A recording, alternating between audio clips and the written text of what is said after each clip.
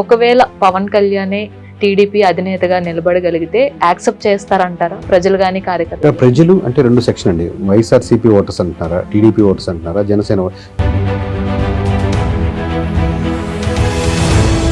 అంటే వారసత్వ రాజకీయం అనేది కొనసాగుతుంది అంటారా కూటమిలో?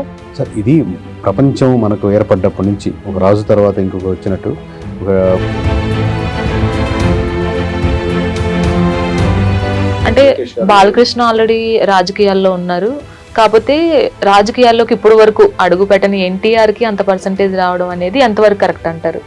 ఎంతవరకు కరెక్ట్ అనడం అనేది వాళ్ళ అభిప్రాయాన్ని మనం క్వశ్చన్ చేసేందుకు మనకు హక్కు లేదు. అది ఇప్పుడు రాయలసీమ వచ్చేసరికి వైసీపీ గ్రాఫ్ అలా అసలు ప్రతిపక్ష హోదా కూడా లేకపోవడానికి మెయిన్ కారణం సంక్షేమ పథకాలు అమలు చేయడము, అంత సొమ్మునంతా తీసుకొచ్చి రాష్ట్రాన్ని అప్పులు పాలు చేసేయడం. ఇప్పటికీ ఇంకా డెవలప్మెంట్ పనులు స్టార్ట్ అవ్వలేదు ఈ సంవత్సరంలో. మరి ఇప్పుడు కూటమి ప్రభుత్వం ఎలా నెగ్గుకొస్తుంది? అంటే అపోజిషన్ స్టేటస్ కూడా రాకపోవడానికి ఒక చిన్న టెక్నికల్ కరెక్షన్ ఏంటంటే నెంబర్ ఆఫ్ సీట్స్ 11 వచ్చాయి కాబట్టి.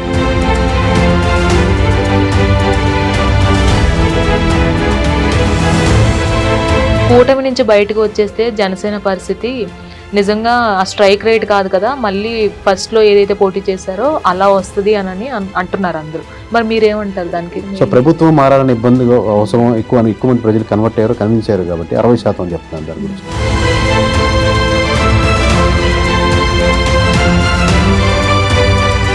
ఓవరాల్ గా చూసుకున్నట్లయితే కూటమి ప్రభుత్వం ఇప్పుడు అంటే పాజిటివ్ ఒపీనియన్ తో ఉందా, నెగిటివ్ ఒపీనియన్ తో ఉందా? 100% పాజిటివ్ ఒపీనియన్ ఛాన్సే ఉండదండి. ఈ పార్టీ అంటే ఏ పార్టీ కూడా 100% అనేది ఇంపాసిబుల్ కేసు. ఎందుకంటే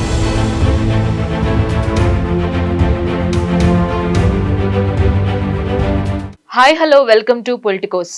నేను మీ రాణి నాయుడు. ఈరోజు మనతో పాటు కేకే సంస్థ అధినేత కొండేటి కిరణ్ గారు ఉన్నారు. సో ఒక విజృంభణ అనమాట ఆయన, ఒక ప్రభంజనం అనే చెప్పాలి. ఆంధ్రప్రదేశ్ రాష్ట్ర రాజకీయ భవిష్యత్తుని ముందే అంచనా వేసి తన సర్వే ద్వారా మనకు అందించారు.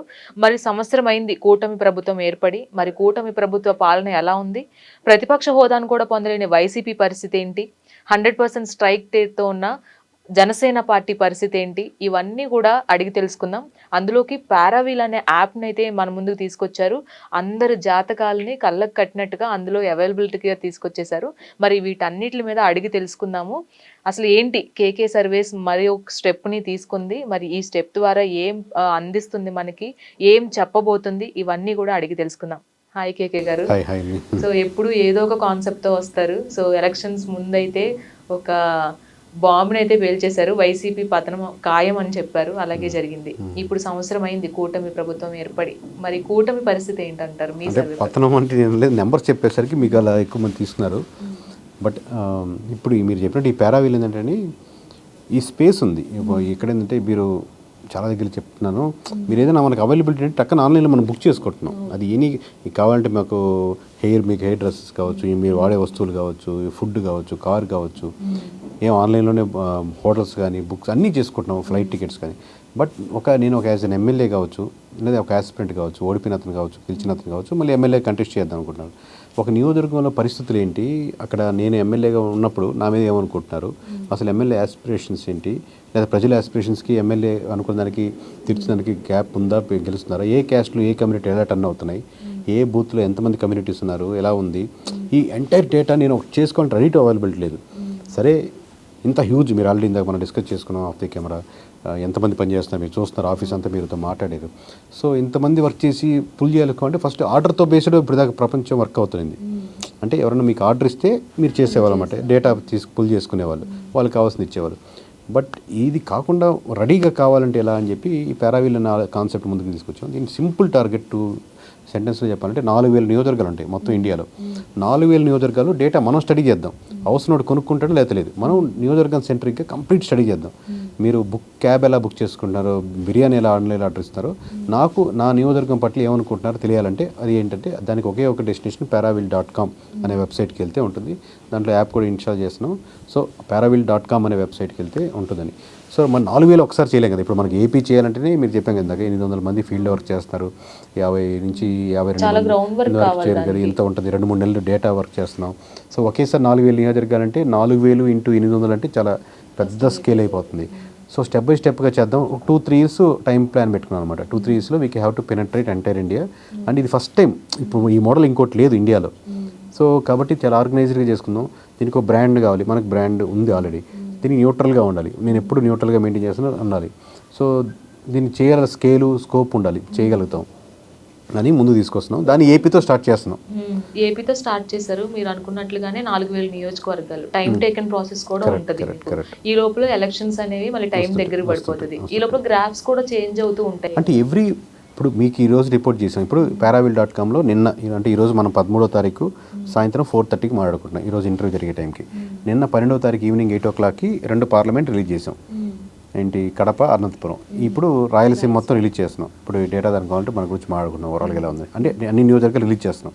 నెక్స్ట్ కోస్తాకి అలాగా వితిన్ 2-3 daysలో అన్ని రిలీజ్ చేయడం జరుగుతుంది.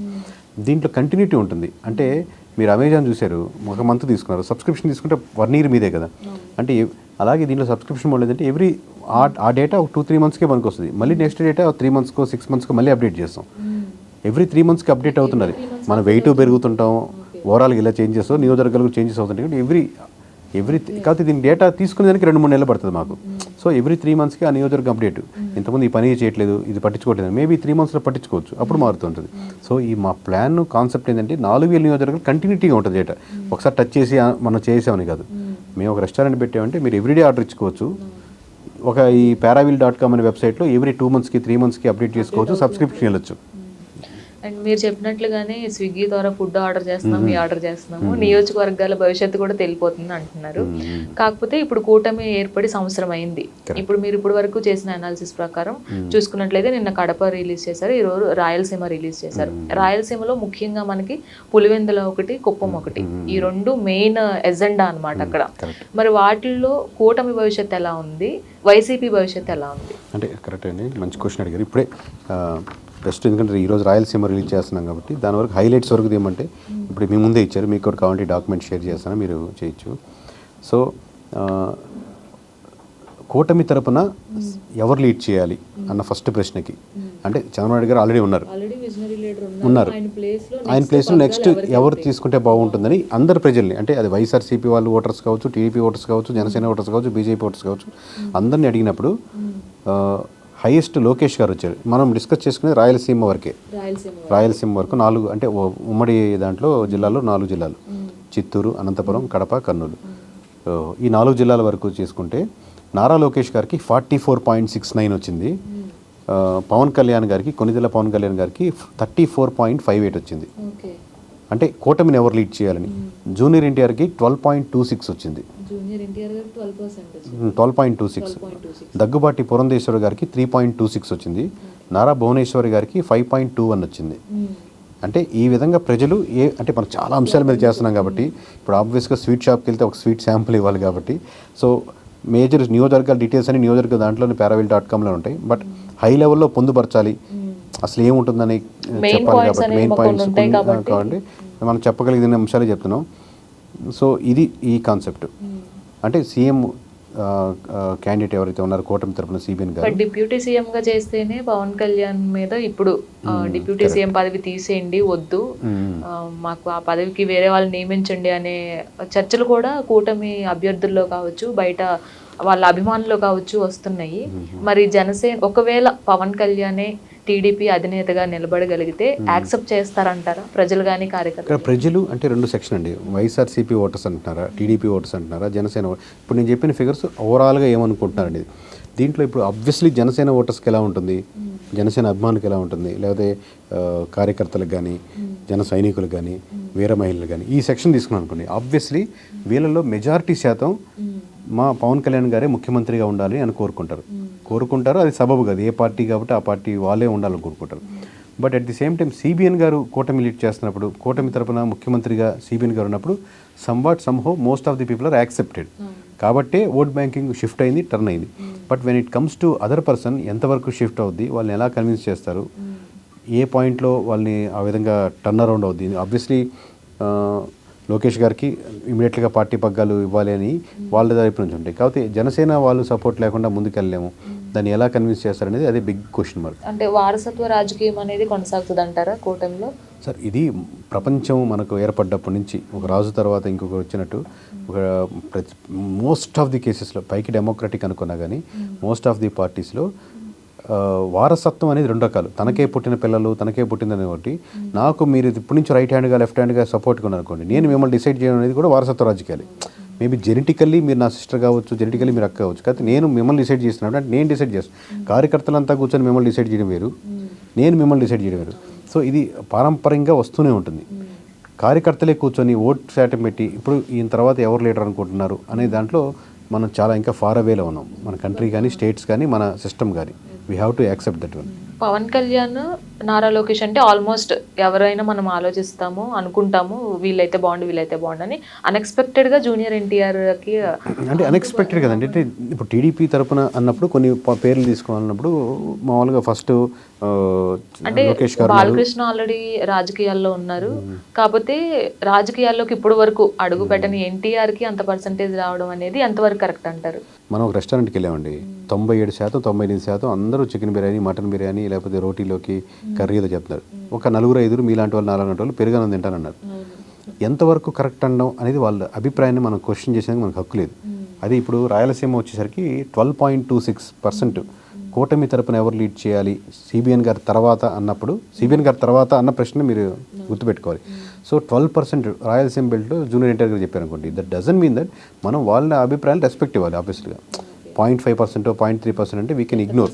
పోనీ 1% అన్న ఇక్కడ తీసుకొచ్చిన వాళ్ళు కదా ఇగ్నోర్ చేసిన వాళ్ళు. బట్ 12.26% వచ్చిన డేటా మాట్లాడుతుంది, నెంబర్ మాట్లాడుతుంది, నెంబర్కి ఎమోషన్ ఉంటుంది, ఇన్ని చెప్పుకుంటూ వస్తున్నప్పుడు మనం దాన్ని ఎట్లా ఇగ్నోర్ చేయగలుగుతాను?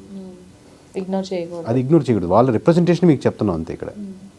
అండ్ నెక్స్ట్ పులివెందుల గురించి మాట్లాడుకుంటే మరి అక్కడ గ్రాఫ్ అంటే పులివెందుల ఒక్క నియోజకవర్గంలో ఇదే క్వశ్చన్ అడిగితే కొంచెం ఇంట్రెస్టింగ్ అండి.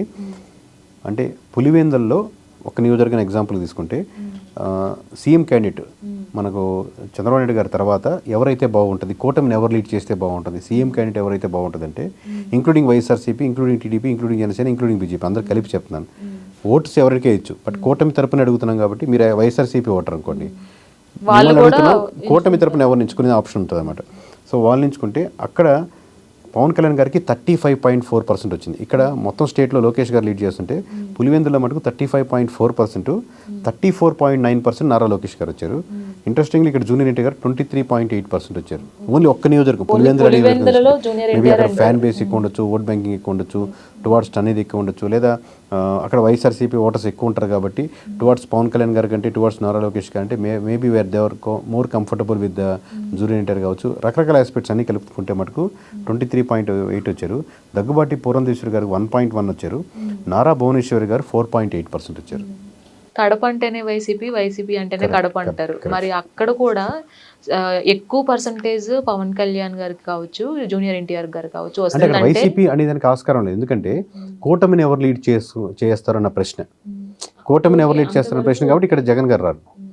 అంటే నేను అనేది ఎలా అంటే కడప అంటేనే వైసీపీ అంటేనే కడప అంటాం కదా, అక్కడ కూడా వీళ్ళు ఎంత పర్సంటేజ్ గెయిన్ చేసుకున్నారంటే ఫ్యూచర్ లో వైసీపీకి అసలు ప్రతిపక్ష హోదా నిల్ అయిపోయే అవకాశాలు అంటే ఈ రెండు క్వశ్చన్స్ ని మనం కనెక్ట్ చేయలేము. ఇప్పుడు కంప్లీట్గా 99% వైసీపీ ఉన్నా కానీ లెట్స్ అజ్యూమ్ కడప అనే నియోజకవర్గంలో 99% వైఎస్ఆర్సీపీ ఉన్నారనుకోండి, 1% టీడీపీ ఉందనుకోండి.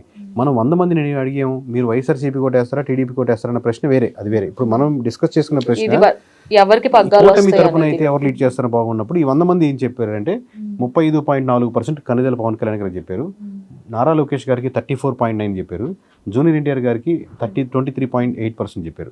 ఇక్కడ ఏంటంటే అందరు ప్రజల్లో ఎక్కువ మంది కంపారిటివ్లీ 1% అంటే పోటాపోటీగా ఇద్దరికి 1% తేడా ఉంది. జూనియర్ ఎన్టీఆర్ గారు లోకేష్ గారు సమానంగా ఉన్నారు. ఇంట్రెస్టింగ్లీ 23.8% జూనియర్ ఎన్టీఆర్ గారు వచ్చారు. ఆయన పాలిటిక్స్లో లేనప్పటికీ మాట్లాడి 2009 తర్వాత ఎప్పటికీ మాట్లాడారు, అక్కడ ట్రెండింగ్లో ఉన్నారు. అండ్ ఇప్పుడు అక్కడ కాన్స్టిట్యుయెన్సీలో ఎమ్మెల్యేలు ఉంటారు కదా, ఇప్పుడు మేజర్ గా పారావీల్ అనేది అదే, ఏ ఎమ్మెల్యే వర్క్ చేస్తున్నాడు, ఏ ఎమ్మెల్యే వర్క్ చేయట్లేదు, ఎవరు నిద్రావస్థలో ఉన్నారు, ఇవన్నీ కూడా వచ్చేస్తాయి. ఇవన్నీ కూడా వచ్చే దాంట్లో మెయిన్ గా ఇప్పుడు అక్కడ ఎవరైతే గెలిచారో వాళ్ళ పరిస్థితి ఎలా ఉంది అండ్ అపోజిషన్ పార్టీ పరిస్థితి ఎలా ఉంది? ఇది ఎమ్మెల్యే సాటిస్ఫాక్షన్ లెవెల్ అండి. ఇప్పుడు రాయలసీమ రీజియన్ వరకే మనం డిస్కస్ చేస్తున్నాం, ఎందుకంటే ఈ రోజు రేపు రాయలసీమ రిలీజ్ చేస్తున్నాం కాబట్టి సాటిస్ఫైడ్ అనేది 45.7. అంటే మేము ఈ ఎమ్మెల్యేల పనితీరు మీద, అంటే యావరేజ్ అందరి క్వశ్చన్ మనం మీరు వచ్చిన డేటా 175 నియోజకవర్గాల్ని కన్సాలిడేట్ చేసి మేము యావరేజ్ తీసుకుంటే మీకు చెప్పేది అనమాట. సాటిస్ఫైడ్ వచ్చి 45.7, అంటే మేము సంతృప్తి చెందేమనేది 45.7%. పర్లేదు అనుకునే వాళ్ళు 43.2. మొత్తం ఎమ్మెల్యేలు 175 మంది ఎమ్మెల్యేలకు పర్లేదు అనుకునే వాళ్ళు 143.2. చాలా హ్యూజ్ డిఫరెన్స్ ఉంది. పర్లేదు అంటే సాటిస్ఫైడ్ కాదు, అటు కాదు, ఎటైనా టిల్ట్ అయిపోవచ్చు అనమాట. ఇది కంప్లీట్లీ డిస్సాటిస్ఫైడ్ అనుకునే వాళ్ళు 11.1% రాయలసీమలో కరెంట్. మొత్తం 52 మంది ఎమ్మెల్యేలు, including TDP, including YSRCP, including Janasena, అందరూ కలిపి, బీజేపీ కలిపి. అంటే వాళ్ళ ఎమ్మెల్యేల మీద మోస్ట్ ఆఫ్ ది పీపుల్ కూటమి నుంచే ఉన్నారు కాబట్టి కూటమి మీద ఎమ్మెల్యే పర్స్పెక్టివ్ డిస్సాటిస్ఫాక్షన్ 11.1. ఓకే, మరి దాన్ని చూసుకున్నట్లయితే టీడీపీ మళ్ళీ ఏమన్నా కొంచెం తగ్గుతుంది అంటారా ఈ పర్టికులర్ గా రాయలసీమ దాంట్లో చూసుకున్నట్లయితే? స్ట్రైట్ పాయింట్ క్వశ్చన్ చెప్పానంటే predictive seat share Rayalaseema reason అని ఇప్పుడు మనం ఓవరాల్ కన్సల్టేట్ చేసి ఇప్పుడు మీ ముందే నాకు ఇచ్చిన డేటా చెప్తాను. టీడీపీకి ఇప్పుడు ఎలక్షన్స్ జరిగితే 30 వరకు సీట్లు కైవసం చేసుకోవచ్చు.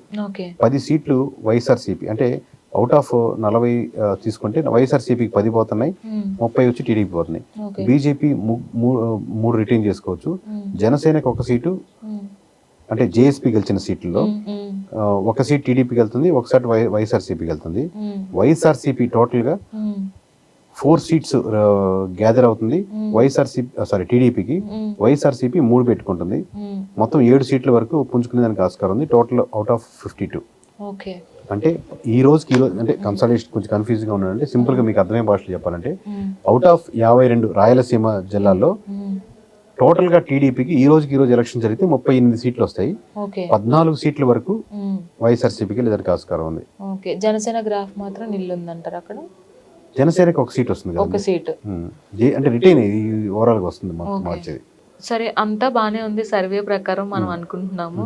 అండ్ బట్ కూటమి నుంచి బయటకు వచ్చేస్తే జనసేన పరిస్థితి నిజంగా ఆ స్ట్రైక్ రేట్ కాదు కదా, మళ్ళీ ఫస్ట్ లో ఏదైతే పోటీ చేశారో అలా వస్తుంది అని అంటున్నారు అందరూ. మరి మీరేమంటారు? కూటమి బలం అండి. ఫస్ట్లో కార్యకర్తల మధ్య గ్యాప్ ఉన్న ఒక అలైన్మెంట్కి చాలా ఎర్లీగా, ఫాస్ట్గా, ఎమోషన్గా, అపోజిషన్గా వైఎస్ఆర్సీపీ ఉన్న మీద ఇమీడియట్గా బాక్స్లోకి ఇమిడిపోయారు. అంటే ఒక టక్కన మన రిక్వైర్మెంట్ ఏంటంటే జనరల్ టికెట్ అయినా స్లీపర్స్ అయినా మనం ఎక్కేస్తాం. ఎందుకంటే టక్కన పండగకి వెళ్ళాలి, నాకు సీట్ లేకపోయినా పర్లేదని ఎక్కేసి కూర్చుంటాం, అడ్జస్ట్ అయిపోతాం. ఎందుకంటే మీ రిక్వైర్మెంట్ టక్కన పండగకి వెళ్ళాలన్న మెయిన్ మోటివ్గా ఉంటుంది, రాజధాని ఇక్కడ ఉండే ప్రభుత్వం మారాలన్న ఇబ్బంది అవసరం ఎక్కువ మంది ప్రజలు కన్వర్ట్ అయ్యారు, కన్విన్స్ అయ్యారు కాబట్టి 60% చెప్తున్నాను దాని గురించి. వాళ్ళు ఇమీడియట్గా మీకు సీట్లు ఎక్కువ తక్కువ సంబంధం లేదు, వాళ్ళు ఎక్కువ తక్కువ సంబంధం లేదు. ఒకప్పుడు ఊర్లో కొట్టుకోండొచ్చు, మీరే క్యాస్ట్ మీ క్యాస్ట్ మీ టీడీపీ ఇంకోటి ఏదో కొట్టుకున్నా ఇమీడియట్గా ఆ బాక్స్లోకి ఆ రిక్వైర్మెంట్ మీద ఇమిడిపోయారు. నవ్వు ఇప్పుడు మామూలుగా వెళ్తున్నారు అనుకోండి, అప్పుడు ఆ ఎమోషన్, నా ఉద్దేశం ఆ ఎమోషన్ లేదు. 100% వైఎస్ఆర్సీపీ మీద ఉన్న ఇప్పుడు గవర్నమెంట్ వీల్ది కదా, సో ఎమోషన్ తగ్గినప్పుడు ఏంటంటే ఇప్పుడు సీట్ అలైన్మెంట్ కావచ్చు, ఇష్యూస్ బేస్డ్ కావచ్చు, అన్ని సరిగ్గా అంత అడ్జస్ట్ కుదరవు. ఎందుకంటే emotionally you are not attached to government against లేరు కాబట్టి. ఇప్పుడు గవర్నమెంట్ మీది కాబట్టి ఇప్పుడు యాక్చువల్స్ బయటకు వస్తాయి. ఇంకొకటి వైసీపీ గ్రాఫ్ అలా అసలు ప్రతిపక్ష హోదా కూడా లేకపోవడానికి మెయిన్ కారణం సంక్షేమ పథకాలు అమలు చేయడము, అంత సొమ్మునంతా తీసుకొచ్చి రాష్ట్రాన్ని అప్పులు పాలు చేసేయడం. ఇప్పుడు అదే సంక్షేమ పథకాలు సూపర్ 6 అంటూ కూడా మనకు తెలుగుదేశం పార్టీ ప్రవేశపెడుతుంది, అంతకంటే డబ్బులు కూడా ఇస్తుంది. ఇప్పటికీ ఇంకా డెవలప్మెంట్ పనులు స్టార్ట్ అవ్వలేదు ఈ సంవత్సరంలో. మరి ఇప్పుడు కూటమి ప్రభుత్వం ఎలా నెగ్గుకొస్తుంది?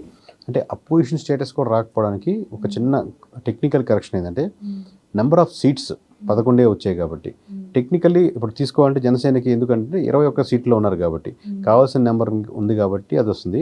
ఓటింగ్ పర్సంటేజ్గా 40% we have to validate. But ఈ పరిస్థితి వచ్చిన కారణానికి ఆబ్వియస్గా ఇప్పుడు 50-50 సమానంగా ఉన్నారు కూడా, అంటే వాళ్ళకి వీళ్ళకి డిఫరెన్స్ 5%. అదేంటి 40 ఉంది 60 ఉంది కదా, 10% కదా. మీరు 5% తగ్గించుకొని ఇలా 5% పుంజుకుంటే 10%గా పెరిగిపోద్ది.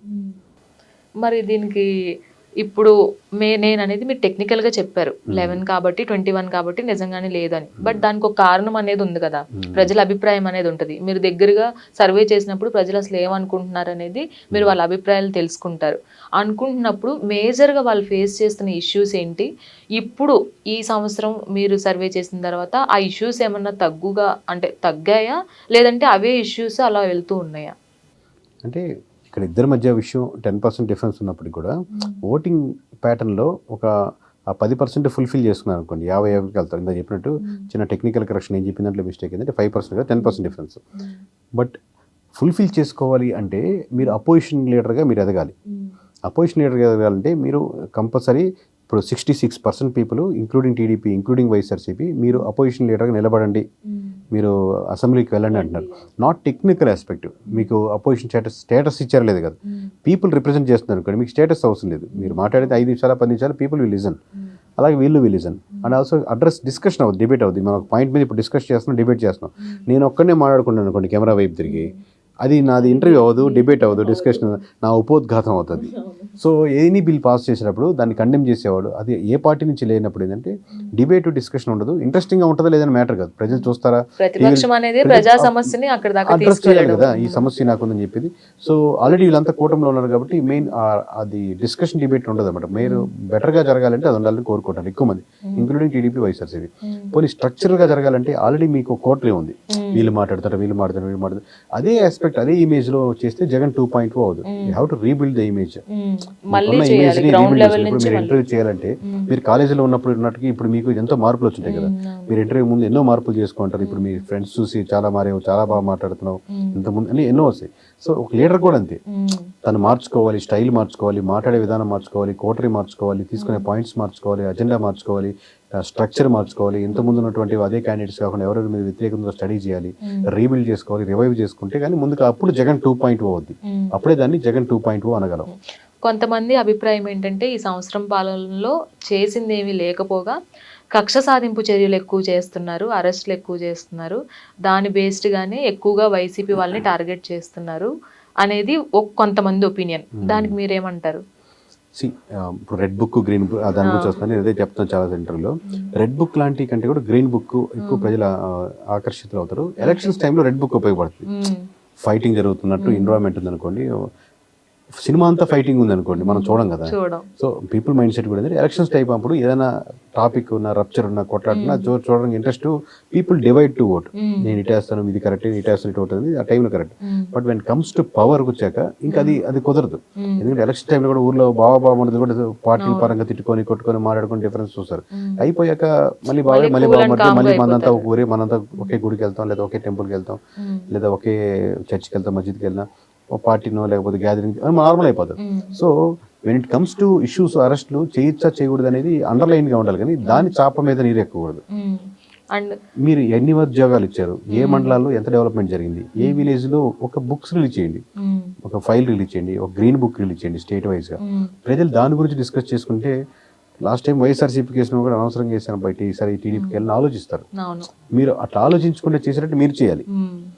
అదే ప్రజలను మెప్పించాలి కానీ ప్రతిపక్షాన్ని ఇంకా టార్గెట్ చేయడం అనేది మానుకోవాలి. టార్గెట్ దాని పని దాని జరిగిపోతున్నది. ఇప్పుడు ఎన్ని చెప్పినా కొన్ని సెక్షన్స్ ఉంటాయి, చట్టం తన పని తను చేసుకోవాలి, అలా ఉండాలి. కానీ చట్టం దీన్ని డామినేట్ చేసి ఉండేటట్టు, ఇదే పరిపాలన అయ్యేటట్టు ఆ ఇమేజ్ సృష్టించకూడదు. అప్పుడు మీ వర్క్స్ కిందకి వెళ్ళిపోతాయి, ఇదే ఎక్కువైపోతుంది. ఇప్పుడు వాళ్ళు చేసినది వీళ్ళు చేసినది అన్న డిబేట్ జనాలు డిస్కషన్ అయిపోతూ ఉంటుంది. ఇవన్నీ చూసుకున్నట్లయితే మీకు కాంప్లిమెంట్ అనుకోండి, కంపారిజన్ అనుకోండి, ప్రశాంత్ కిషోర్ తో కంపేర్ చేస్తున్నారు.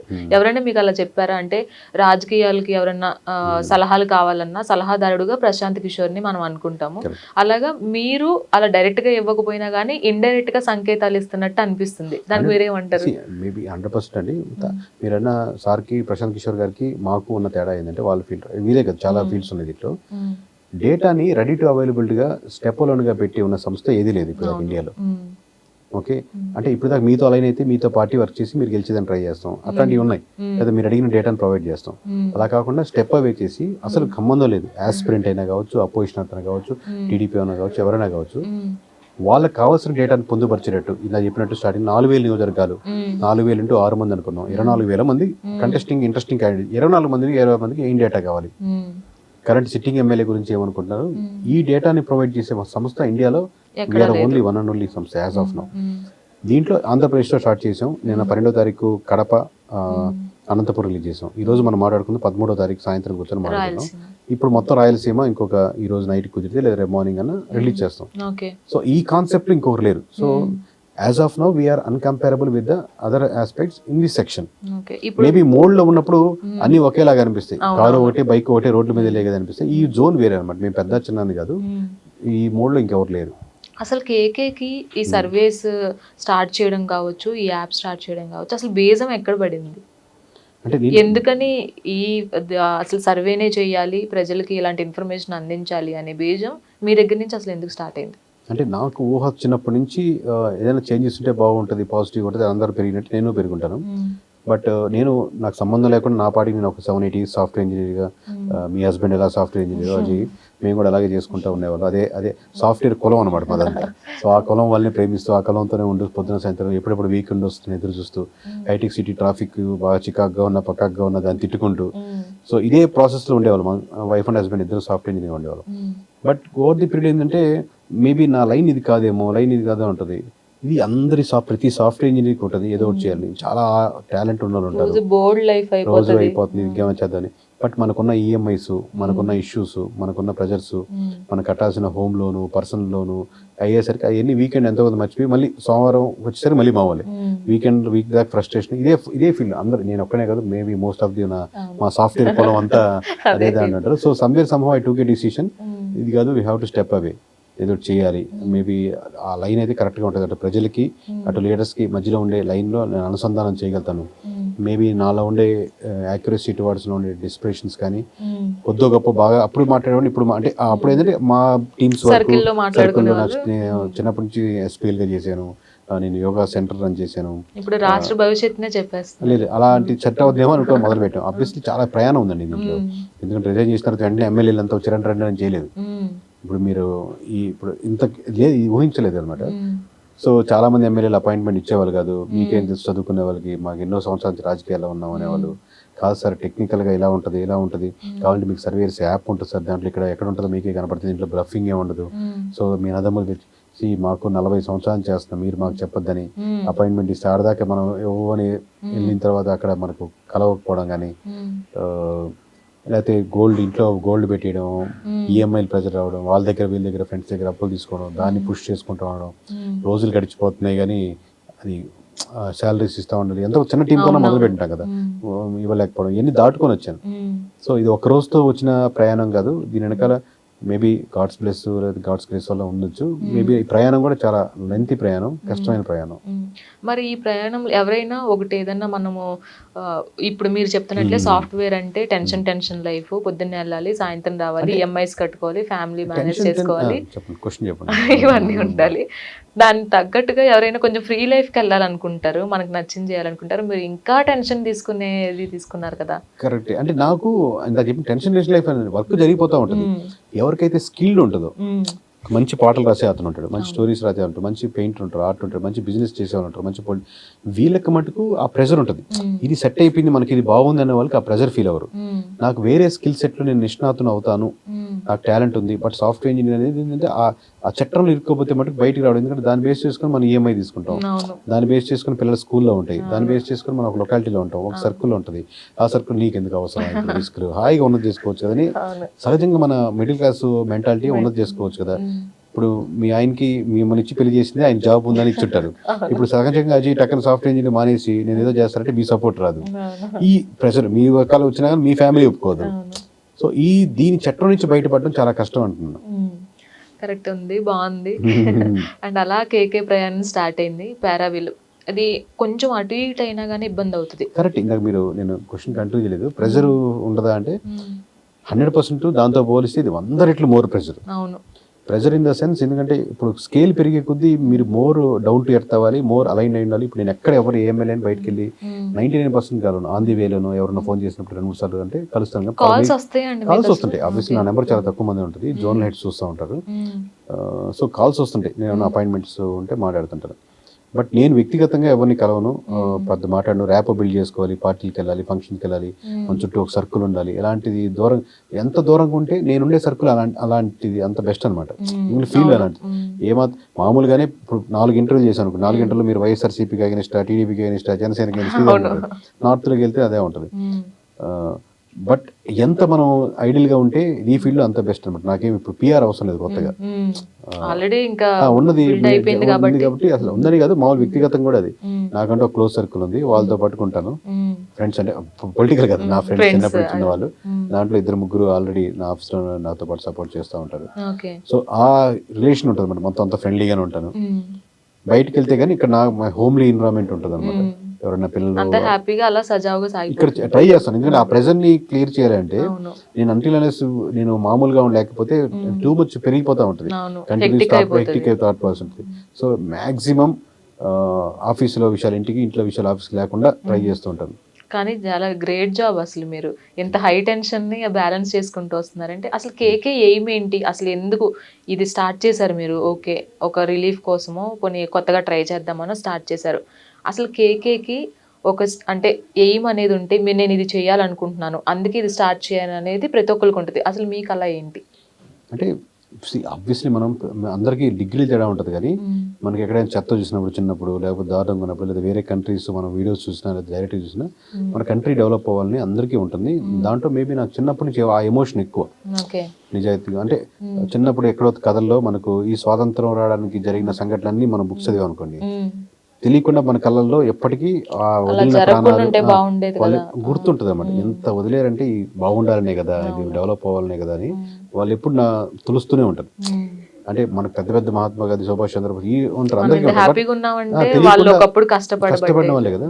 సో రియల్ గా ఇప్పుడు వాళ్ళు వచ్చి చూస్తే ఇక్కడ జరుగుతున్న కరప్షన్స్ కానీ, ఇష్యూస్ కానీ, ఎనీ పార్టీ చూస్తున్నప్పుడు అది ఆబ్వియస్ గా వాళ్ళు ఆత్మలు శాంతిస్తాయా, బాధపడుతున్నాయా అని వ్యక్తిగతంగా నాకు స్పందిస్తూ ఉంటుంది.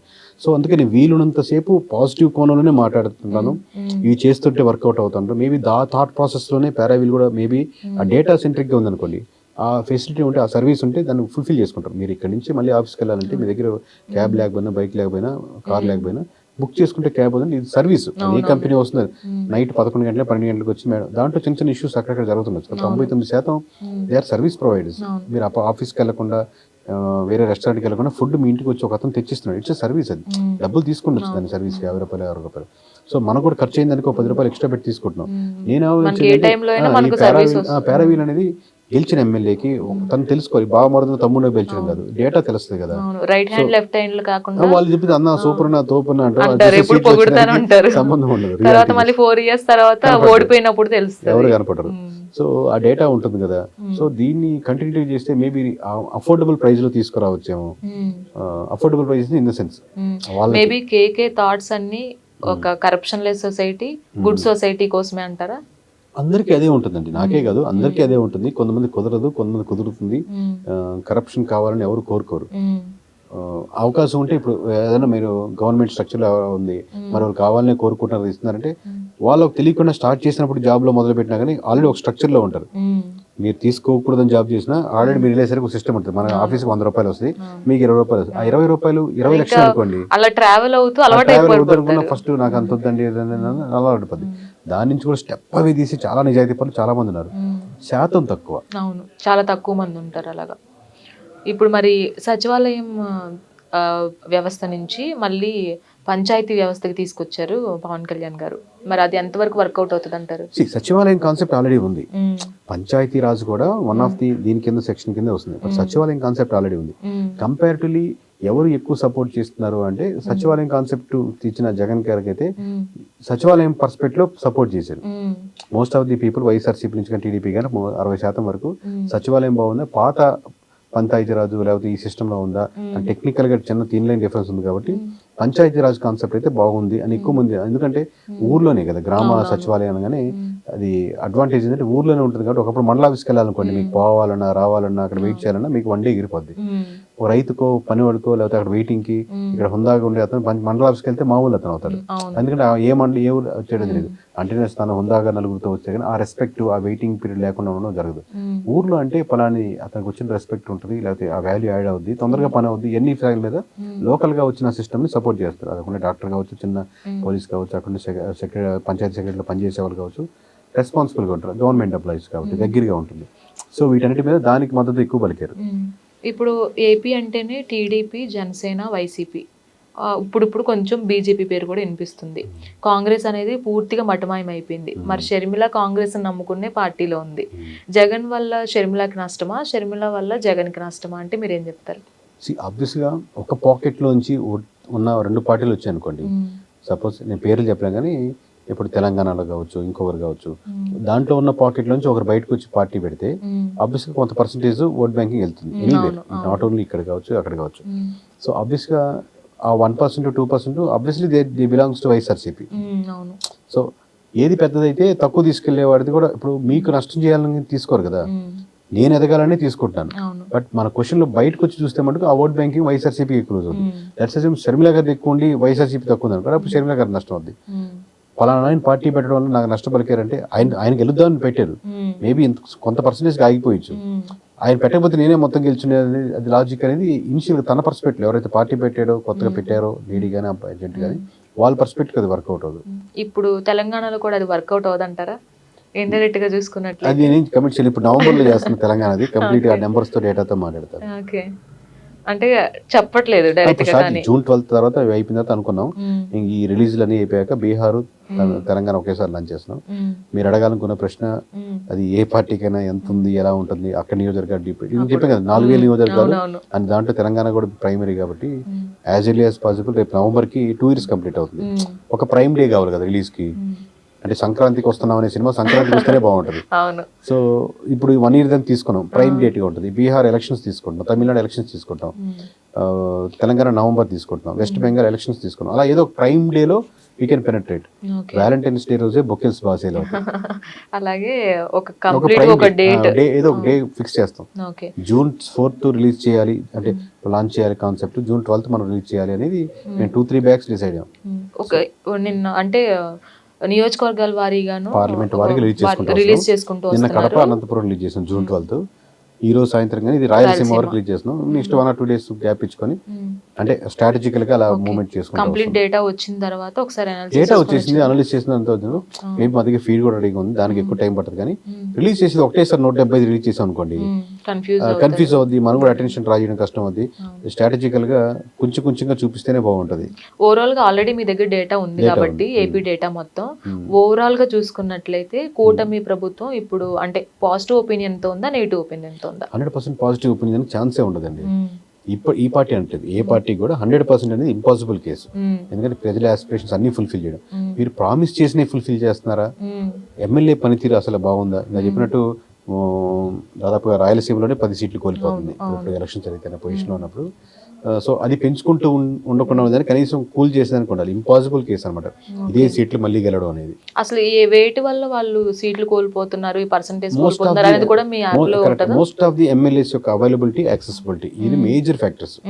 అంటే 70-80% వరకు ఇదే సమస్యలు చెప్పుకోవడానికి డీటెయిల్స్ ఉంటాయి. అంటే వేరే ఎమ్మెల్యే ఇప్పుడు మీరు ఒక రిపోర్ట్ తీసుకోవచ్చు, నేను ఒక రిపోర్ట్ తీసుకోవచ్చు. నా రిపోర్ట్ నేను కొన్న రిపోర్ట్ ఆధారపడి ఉంటుంది, మీరు తీసుకోవచ్చు. 175 తీసుకొని అందరూ చూడరు కదా. సో యావరేజ్గా మాకు తెలుస్తుంటుంది ఓవరాల్ రిపోర్ట్ పక్కన పెడితే కేకే సర్వీస్ ప్రకారం కేకే మాట అంటేనే కరెక్ట్గా ఉంటుందని అందరు మైండ్లో కానీ ముఖ్యంగా ఏపీ రాజకీయాలకు కానీ వెళ్ళిపోయింది. ఇప్పుడు మళ్ళీ జగన్ నిలబడగలగాలి అంటే అసలు అతని తీరు మార్చుకోవడంటే ఎలాంటి తీరు అతను ఫాలో అవుతే బాగుంటుంది? అసలు నిలబడగలగాలి అన్నా కూడా ఇప్పుడు 11 seats అనేవి రేపొద్దున ఉంటాయో లేవో కూడా లేని ఆలోచన అయితే వస్తుంది. మరి జగన్ నిలబడాలి అంటే ఏం సరిదిద్దుకుంటే, ఎమ్మెల్యేల పరంగానా, అతని స్ట్రాటజీస్ పరంగానా, లేదంటే పార్టీ తరపు నుంచి అందరినీ ప్రక్షాళన చేయాలా? పెద్ద అంటే కామన్ సెన్స్తో ఆలోచిస్తే పెద్ద ఫార్ములా కాదండి, పెద్ద స్ట్రాటజీ అనేది. ప్రతి ఒక్కరికి ఈ ఫీల్డ్లో ముఖ్యంగా మా లైన్లో ఏంటంటే బాగా ఇంట్రెస్టింగ్గా ఉంటుంది. స్ట్రాటజీ అంటే ఒక పెద్ద వ్యూహకర్త లాగా అనిపిస్తుంది. సింపుల్ కొన్ని కామన్ సెన్స్ క్యారేజ్ అనే పదం కూడా ఉప్పు ఎంత వేయాలి అనేది కామన్ సెన్స్ సంబంధించింది. ఎక్కువ అయితే ఉప్పు కష్టం అయిపోద్ది, తక్కువ వేస్తే తినలేం. సో కరెక్ట్ మోతాదులో వేసుకోవడమే దాన్ని కరెక్ట్ లైన్లో ఫిల్ చేసుకోవడం. మేబీ ఆ కరెక్ట్ మోతాదు మేము బయట నుంచి చూస్తుంటాం కాబట్టి ఆ మోతాదు చూస్తుంటాం అంతే. ఇప్పుడు వీళ్ళెవ్వరికి మన సలహాలు సంప్రదింపులు అవసరం లేదు, అందరికీ అన్నీ తెలుసు. ఎక్కువ తక్కువలో మనం కరెక్ట్ చేస్తుంటాం. ఇది ఎక్కువైంది ఎవరికైనా కానీ, మేము ఇచ్చే సలహాలు కానీ సంప్రదింపులు కానీ. అంతేగాని వాళ్ళని మనం లీడర్లు చేసి వాళ్ళని గెలిపించేది కదా. వాళ్ళు already they are very much talented, they know what to do. But ఎక్కువ తక్కువ ఇప్పుడు 66% అసెంబ్లీకి వెళ్ళమంటారు, మీరు వెళ్తే బాగుంటుంది. ఎక్కువ మంది మీ కోటరీ మీద నెగిటివిటీ వచ్చింది, కోటరీని కరెక్ట్ చేసుకొని ఎక్కువ ఇమేజ్ ఉందో మేబీ బ్యాక్ ఎండ్లో ఎవరు పెట్టాలి, ఫ్రంట్ ఎండ్లో పెట్టాలి. మీతో తిరుగుతున్నప్పుడు నాకు నెగిటివిటీ వస్తుంది అనుకోండి, మీరు నా పక్కన ఉండద్దు.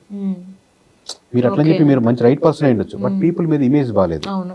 సో మిమ్మల్ని బ్యాక్ ఎండ్ ఉండాలి. బ్యాక్ ఎండ్ అతను బాగున్నారు అనుకోండి, మీ గురించి నాతో వర్క్ చేస్తాను, అమ్మాయి అయితే బాగా మాట్లాడుతాను, తన ఫ్రంట్ ఎండ్ లో పెట్టుకో. ఇది సింపుల్, అందరికంటే పేర్లు పక్కన పెడితే అందరికి అర్థం అవుద్ది ఈ భాష.